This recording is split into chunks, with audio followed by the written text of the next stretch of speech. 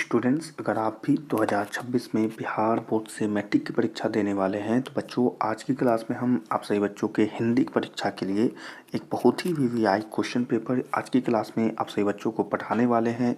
और इसके जितने भी प्रश्न हैं वो सभी भी बहुत ही महत्वपूर्ण है और इम्पोर्टेंट है और परीक्षा के लिए प्रत्येक क्वेश्चन केस क्वेश्चन है और आने वाले प्रश्नों में से है। तो आप सभी छात्र क्लास को बहुत ही अच्छे से देखेंगे और आपको जितने भी प्रश्न याद कराएंगे उन सभी प्रश्नों को बहुत जल्दी से याद कर लेंगे। चलिए क्लास को शुरू करते हैं।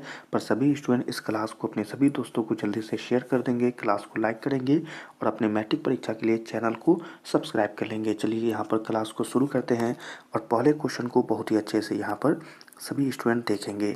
ठीक है, प्रत्येक क्वेश्चन बहुत ही महत्वपूर्ण है, इंपॉर्टेंट है। पहला क्वेश्चन सही बच्चों से पूछा जा रहा है कि निम्न में कौन पंचमाक्षर है।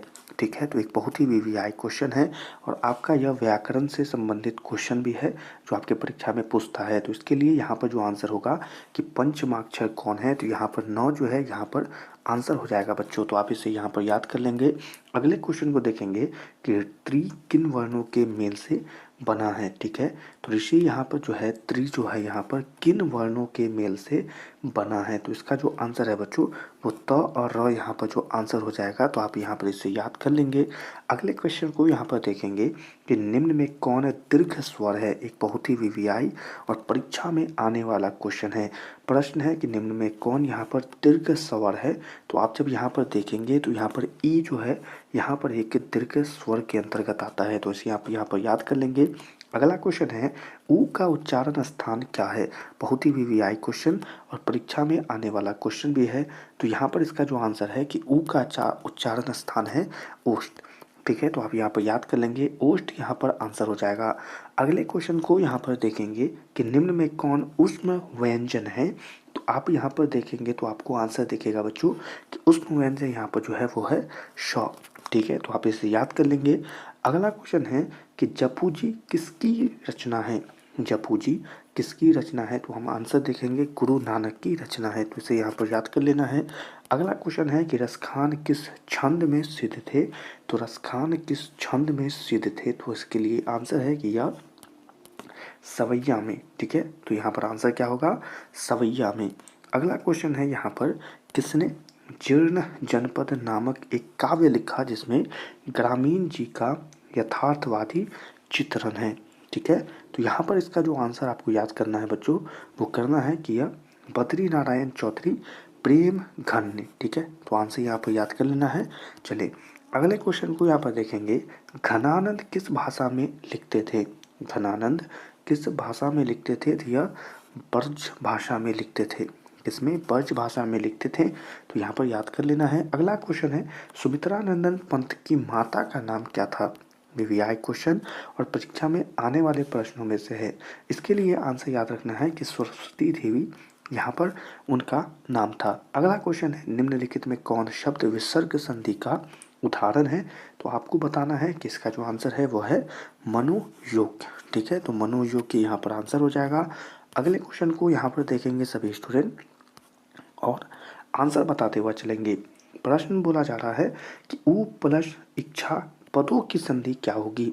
आपने पढ़ा और आपको यहाँ पर आंसर दिखता होगा कि यहाँ पर होगा उपेक्षा। ठीक है, तो एक वीवीआई क्वेश्चन भी है, तो इसे यहाँ पर याद कर लेना है। जल्दी से अगले क्वेश्चन को देखेंगे। नारायण शब्द का संधि विच्छेद यहाँ पर आपको क्या लग रहा है, तो आप कहेंगे नार प्लस अयन जो है यह इसका संधि विच्छेद है। ठीक है, तो वीवीआई क्वेश्चन है, इसे यहाँ पर याद कर लेंगे। अगला क्वेश्चन है तद्धित शब्द का संधि विच्छेद क्या होगा। यहाँ पर जब आप अच्छे से देखेंगे तो आपको यहाँ पर ततः प्लस हित जो है यहाँ पर आपको आंसर दिख जाएगा। ठीक है, चलिए अगला क्वेश्चन है कि राह खर्च शब्द का समास विग्रह क्या होगा। ठीक है, तो आप जब यहाँ पर इसे आंसर देखेंगे तो राह के लिए जो खर्च है उसे हम राह खर्च कहते हैं। ठीक है, तो यह एक बहुत ही आसान है पर वीवीआई क्वेश्चन है, तो आप इसे यहाँ पर याद कर लेंगे। अगला क्वेश्चन है शरणागत शब्द में कौन समास होगा। शरणागत शब्द में कौन समास होगा, तो आप यहाँ पर देखेंगे कर्म तत्पुरुष समास होगा। कर्म तत्पुरुष समास होगा, तो एक बहुत ही वीवीआई क्वेश्चन है, इसे यहाँ पर याद कर लेना है। अगले क्वेश्चन को देखेंगे समक्ष शब्द किस समास का उदाहरण होगा। पढ़ेंगे और आंसर आपको पता चलेगा कि यह अव्ययभाव समास का उदाहरण होगा। ठीक है, तो याद कर लेना है। अगला क्वेश्चन है दोपहर शब्द किस समास का उदाहरण है। तो दोपहर किस शब्द का किस समास का उदाहरण होगा। तो आंसर होगा कि यह द्विगु समास का उदाहरण है। ठीक है, तो आप इसे यहाँ पर याद कर लेना है। एक बहुत ही महत्वपूर्ण क्वेश्चन है। अगला क्वेश्चन, गर्दन पर सवार होना मुहावरे का अर्थ क्या होगा। बहुत ही वीवीआई है और परीक्षा में बहुत बार आ जाता है। तो इसके लिए आंसर है पीछा न छोड़ना। ठीक है, तो पीछा न छोड़ना इसका अर्थ हो जाएगा। अगला क्वेश्चन है, होनहार बिरवान के होत चिकने पात लोकोकित का अर्थ क्या होगा।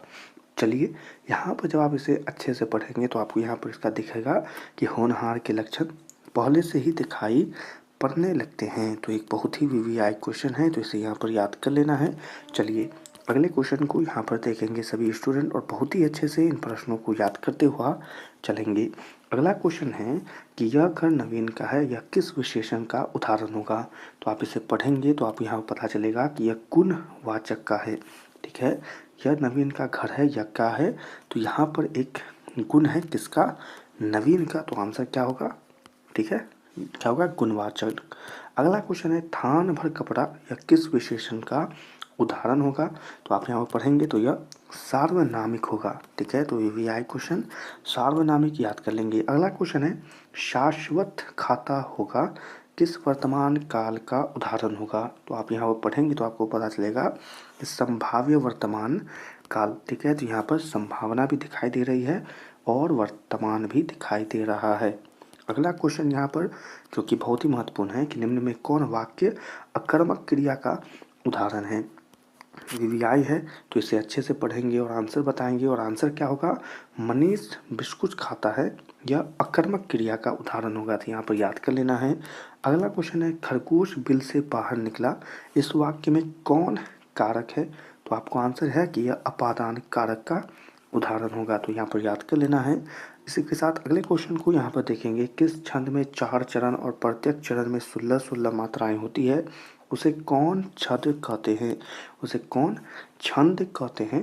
तो इसका जो आंसर है बच्चों, उसे हम चौपाई कहते हैं। ठीक है, अगला क्वेश्चन है जहाँ वर्णों की एक या अनेक बार आवृत्ति हो वहाँ कौन अलंकार होता है। आंसर याद रखना है कि अनुप्रास। अनुप्रास यहाँ पर आंसर होगा।